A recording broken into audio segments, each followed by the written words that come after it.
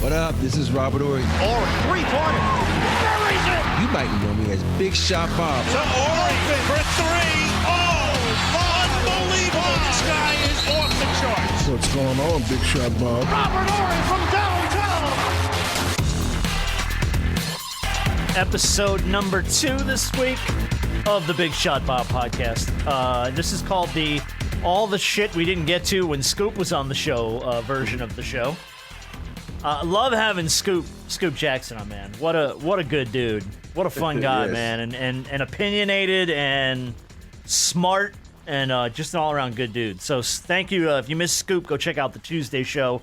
But, man, we still got a bunch of stuff to get to. One of the stories we didn't get to is Scoop. Was the Draymond Green stuff this week. Because this, for some reason, was all over the place. I'm going to play you a clip of Draymond Green talking about the Jordan Poole fight. And this is what prompted this whole thing. So here's Draymond talking about when he punched Jordan Poole in the face. I don't just hit people.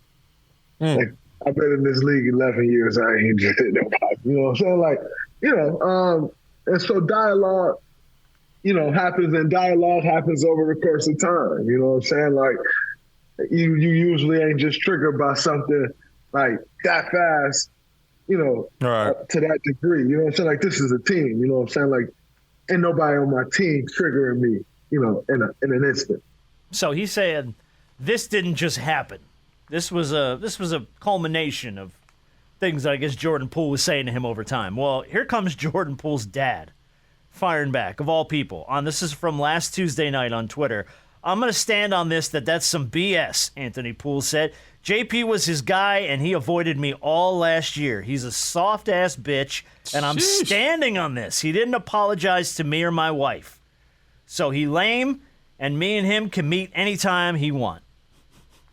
Going at Draymond. Draymond comes back real quick and goes, "Oh, that's so cute.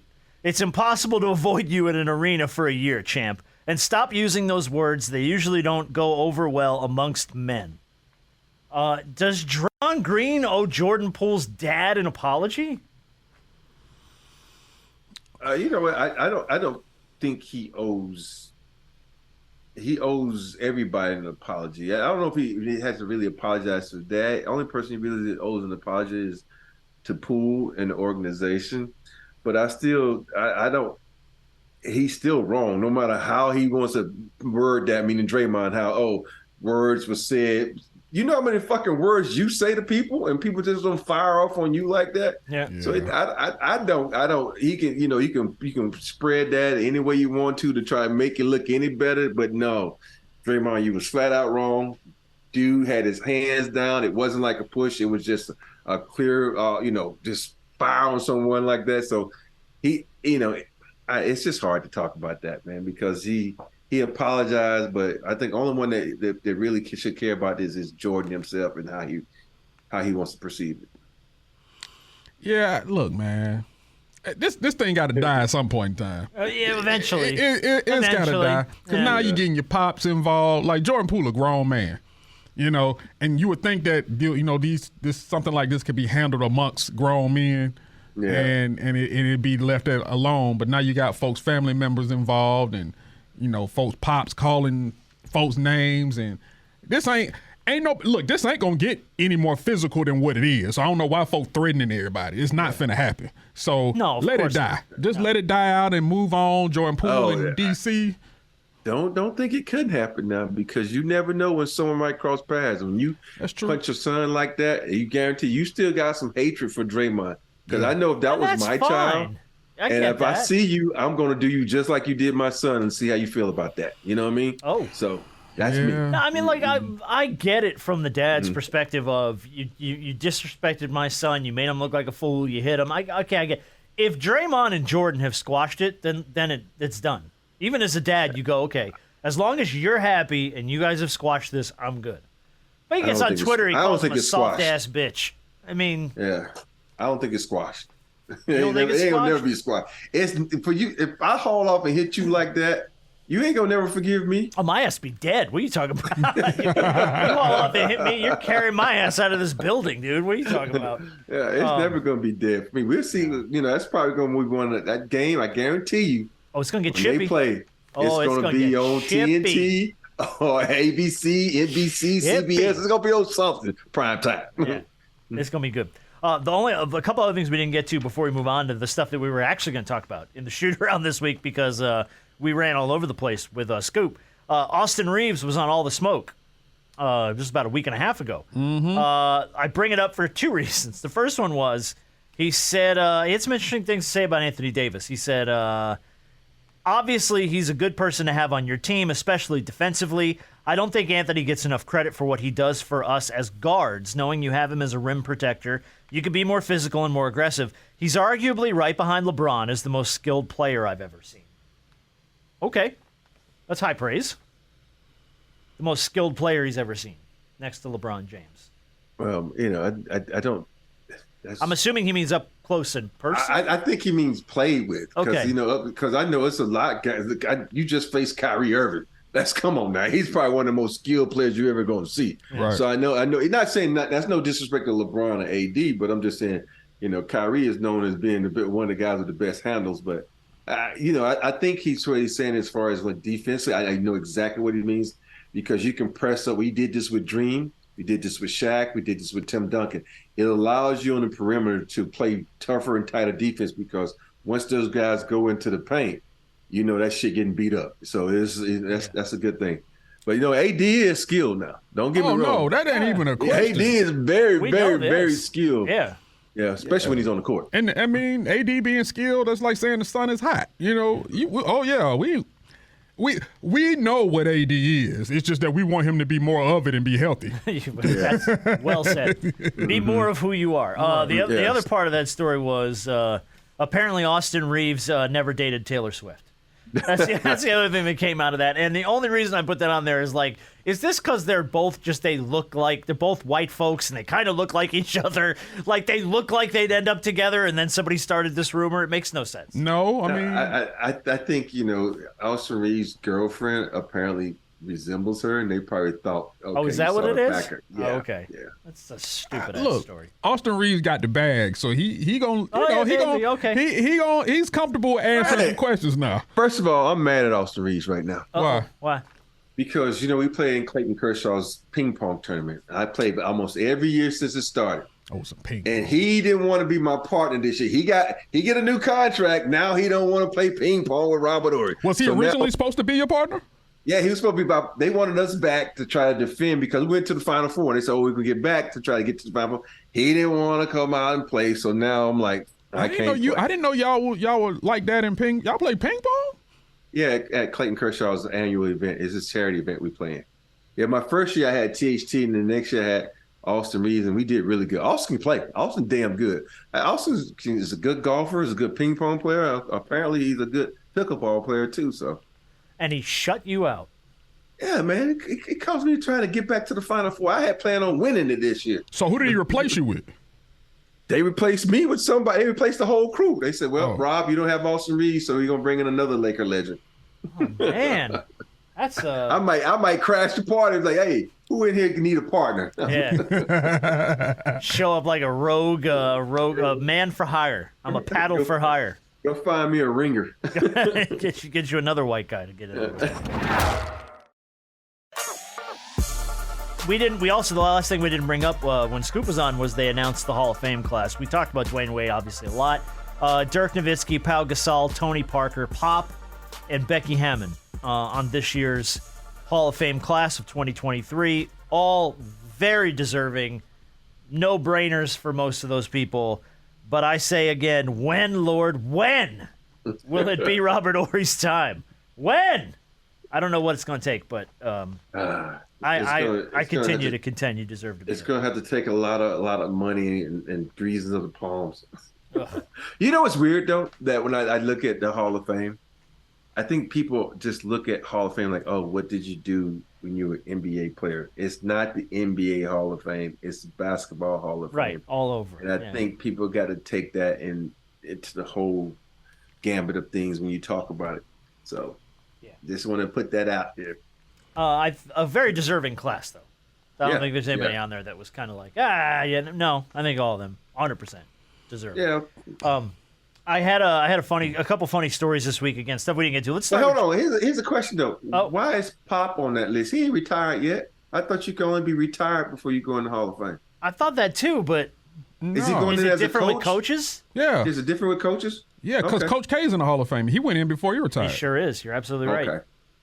Okay, so it's different with coaches then, I guess. Yeah. Yeah, going in as a coach. And I really. But here's the thing: why should it be different with players? Because you have to be retired from the NBA. It's not the NBA Hall of Fame. It's basketball. It's the basketball Hall of Fame, which is the stupidest thing ever. I don't know. Look, bro. I don't know why there's a difference. That lets you know it doesn't make sense right there.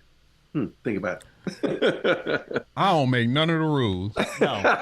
And it's funny, dude, because I was like, I'm going to dig in and see what do you have to do to get somebody into the NBA Hall of Fame? Because I'm like, maybe we can start a little campaign or something for Rob and get his ass in the Hall of Fame. Man, there's like a committee and like 12 people are on it. 9 of them have to agree to put you up, and it's like a whole stupid thing. And I was like, forget How much it costs? We'll start a GoFundMe.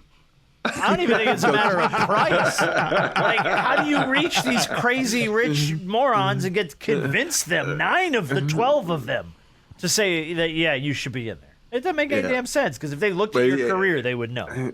It's weird, though. You look at some of the people in the Hall of Fame, you used to be like, who is that? Oh, what do they do? Plenty of What's people she I don't do? know. Yeah. What they do? Yeah. Plenty of people I don't know. But, you know, it doesn't bother me. No. Would it bother you if a teammate missed your wedding? No. Depending on the teammate. I invited my teammates to my wedding. All right, and none so of who them was came. invited to your wedding? No, you know what? I only invited my college teammates to my wedding, my first wedding. No pro teammates invited to Rob's wedding. No pro teammates. You know, and then my last wedding, I was out the league. I just invited. It was a small wedding, so it was just family and really, really close friends. So, Did anybody pro teammates feel away because they weren't invited? I don't even think the hell you even know. It's not like the day with social media. Like it's like if you don't tell someone you got married, you come back, you got a ring. Oh, you got married? Right. Yeah. Why you invite me? I was like, oh, we you do one of those. But no, it's like it was like my first wedding. I was only in my 5th year in the league. I had just got traded from the Rockets to the Lakers, and it wasn't like I was really clued with a lot of guys on the Lakers. And I invited Otis Thorpe to my first wedding. He came, but that's the only player that because he and I was so close, but other than that, nobody else. All right. Well, James Harden didn't go to Joel Embiid's wedding last week, and apparently that's a story. He was too busy. He was too busy getting Trill burgers. Yeah, I saw that down in Houston. Yeah. I told you, look. Stack of them jokers, man. A stack of them. I don't care. I'm so mad. I went to go by there and get one when I was in Houston last week, and I didn't. I am so mad. I'm so pissed. I promise you, it don't matter. Next time H-Town, that's my first stop. It don't matter what happened. He gonna find his way to Houston. By one way or another. I thought you were gonna say no matter what happened, he's gonna find his way to a burger. That too. But a burger in Houston. Because we all know James ain't gonna show up for camp in the best of shape, is all I'm saying. That's all I'm saying. So everybody's turning that into, there's trouble in Philly because Harden doesn't want. Look, dude, he's already requested a trade out. I mean, I don't think he's gonna feel all that comfortable going to Embiid's wedding when the rest of the freaking team is at Embiid's wedding. Hey, do you and this? I mean, I think about this sometimes. Like, you may or may not, but like when you see some of these like guys who are like getting married and you didn't even know like they had, like, do you ever think in the back of your mind, like, I didn't know he was dating somebody? Like, I know people keep that type under wraps, and that's cool because you keep your private life. But I never knew Joel Embiid had somebody, let alone was about to marry somebody. Well, right here in L.A., I didn't know when AD said he was getting married and had kids. Like, he got kids? He getting married? So it's one of those things where you don't know. Yeah. And also me, I am oblivious to when it comes to people's personal life. I don't give a shit half the time. Yeah. And I try to stay out of it because I want them to stay out of mine. Yeah. And so you don't really pay it any attention unless you meet them out at a function or something and they have their significant other with them. So, yeah. I mean, but it is always weird because we have a buddy of ours that we work with here named Brandon Joseph. Brandon Joseph, I've known for 15 years. And he brought his wife in one day, and I'm like, who the fuck is this? You have a wife? When did you get married? Yep. How was I not invited to this wedding? What is going on? Like, I was straight up pissed. And the crazy part about it is he's a guy that we never thought he would get married because he just didn't seem like the type. He was like, Yeah, I'm getting married. I said, who? What? When? Yeah, how? Huh? Is it an AI? He's marrying one of them sex robots. I knew it. I fucking knew it. That's why he wasn't bragging about it. There ain't no way in the world you got the patience to be married. Yeah, I don't know. That always throws me when someone's married or you don't know about it. You're like, man, you could have lost, brought her around, introduced her to the people before you just married her ass. All right, a couple questions from Twitter. Some of these, I don't know about some of these. I might skip some of these. This one was from Rich on Twitter. My favorite moment of the British Open this weekend was when Victor Hovland had a bird shit on him while he was teeing off on 15. Oh, I saw that. It reminds me of college. A bird took a shit on my girlfriend at the beach. Has this ever happened to you? Yes, it has. A bird Yes. took a dump on you? We were in Puerto Rico, and I was at the university. I was at Alabama. We were in Puerto Rico. We were just finished practicing in the gym, and you know how you huddle up at the end, and all of a sudden I feel something go across my face and hit my chest, and then I look up, and it's another piece coming down at me. I move out the way, and it hits me, and I'm like, I got bird shit on me. Hey. When they tell you if a bird shits on you, it's good luck. It is the truth. You want to know why? Because I won MVP of that tournament in Puerto Rico. That's the year we beat Dale Davis, Eldon Campbell. We beat that Clemson team that went to the Final Four. And I hit a shot from half court to win a game. So if a bird shits on you, it is good luck. Well, if that's the case, and that's what you're going to go with, let's get one to doodle on you so we can get you in the Hall of Fame. Yeah, for real. Hey, you a Hall of Fame shit. It has to be circumcised. You can't plan to like put up and walk around with a bird over like here. Yeah. Bring it. But it's easier for you to get doodled on because you higher up. Yeah. Hey, but here's the other. After I took my jersey off right there and threw it in the middle. So I'm like, I'm not fucking wearing that shit. And I left it there. I don't know if they got it or not. No. They washed it or whatnot. But yeah, I got shitted on by a pigeon in Puerto Rico. I cannot believe that's actually. I've never had it. When I wrote this question on the sheet, I'm like, the answer is going to be no. So I'll broaden the question. Like, what's the most unfortunate animal incident you ever had? Like, trying to. No, yeah, Rob had a bird shit on him. In Puerto Rico, too. A Puerto Rican bird. Yeah. Those Puerto Rican birds eat good, too. Puerto Rican pigeon. They don't Puerto care. Rican They're like, pigeon. take that, you son of a bitch. Take that, you son of a bitch. All right. Let's go to Dave on Facebook. Did you see the guy who bought... This is a funny story. Did you see the guy who bought the game's old storage unit? Rapper the Game had a storage unit. Bought it, didn't know it was his, but bought it at like an auction for like $1,000. And inside of it is like a treasure trove of the game's personal belongings. There's an autographed Marcus Allen jersey framed up. There's an SB. There's an autographed guitar and all kinds of other cool stuff in there. If I was lucky enough to buy Robert Ory's old storage unit, what would I find inside? I got 3. You have 3 storage units full of shit? What's in them? One is a bunch of old toys from my kids, and then one is a bunch of just clothing from back in the day because I was a kind of a hoarder. I never like throw away clothing, and I always wanted to give it away. And so I got a bunch of like old suits, like the 4 or 5 button suits that nobody wears anymore. Yep. So I got them sitting in storage right now. And I don't think anything that's of value you might be able to find. I have a safe in there, but the only thing in that safe is air. So it's not like you're going to open it. Oh, look. Someone's going to spend a lot of time trying to crack that safe. Find a whole lot of nothing. Where are your rings?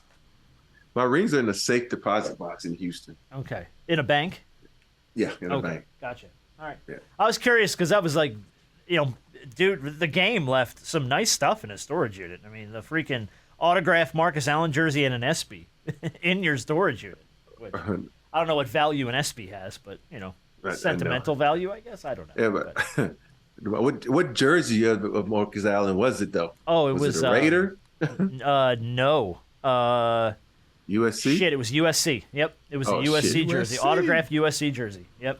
That could be worth something. In an actual like big shot of the week-esque type turn on this story, the guy who bought the unit has offered to sell all of it back to the game. Not $1,000? No, yeah, for whatever he paid for the cost of the unit. Just here's what I paid for the unit. If you want it, you can have it back. Yeah. So he's not trying to take it to auction and sell it all. So at least that's something nice that came out of it. Let's do this one. Did you get hazed at all when you were a rook by your players? Yes, sort of, kind of. I had to wake up every morning, pass out the uniforms, and Tree used to always take the basketballs after shoot around, throw them all in the bleachers and all over the room, and so I had to go gather them up and put them back. Yeah. Okay. And I didn't, I didn't have to go get donuts like we made our rookies do, or bring a paper or coffee like that. Just pass out the uniforms before, on game days, like on the road. But Tree would also make me like go home, pack, and meet him at the airport, because I flew commercial my rookie year.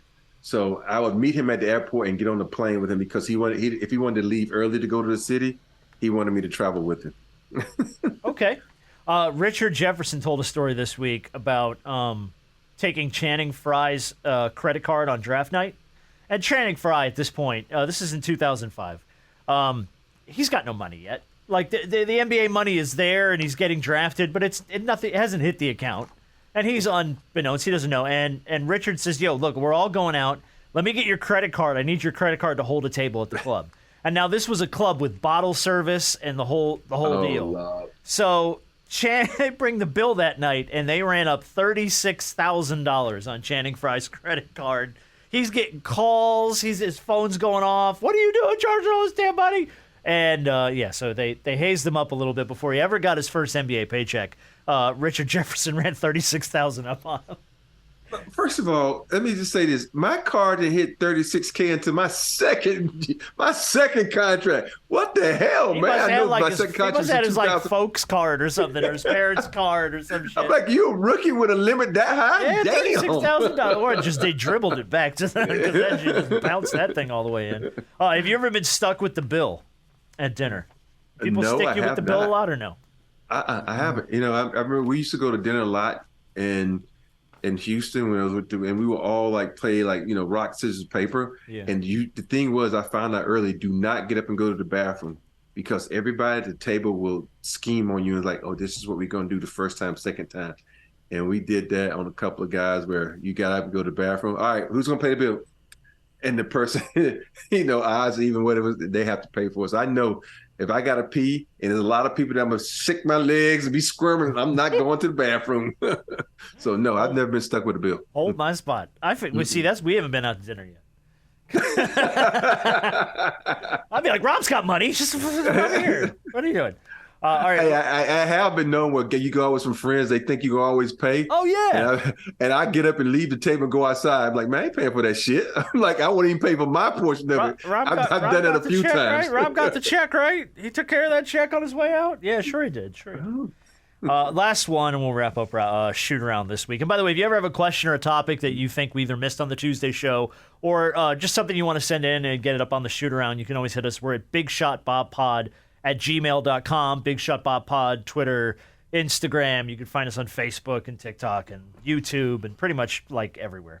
Brian Harman won the Royal Liverpool Golf Club, which is the British Open, this past weekend. And immediately chugged a beer out of the claret jug, which is the nice little jug that you win. Dude puts a beer in it, chugs a beer out of it. Good for him. People wanted to know, what's the craziest thing that you've done with the Larry O'Brien? But I don't think you don't get the Larry O'Brien. It's not like the Stanley Cup where you get to go home with it. I like I said, the first championship, I never touched. The second time, I kept it with me the whole time. But at the end of the night, you got to give it back, and you never see it again until ring night. And so we don't. It's not like hockey. We get to hang out with. We take it home for a day. So nothing ever happened, but me just not touching the first one, and then me not giving the second one up. So holding the second one forever. Mm-hmm. I mean, you always get those pictures of the guys that night with the Larry O'Brien. There's the famous picture of Kobe and Shaq with the cigars, holding the trophies and stuff. But it's not like it's the Stanley Cup where you can take it home. Yeah. And God knows, what the hell would you do with it? And those Jesus. Pictures are only those pictures are only for a select few. Before when my era, it's like, okay, Shaq, Kobe, come on, we're gonna do this. The rest of you motherfuckers, get out of here.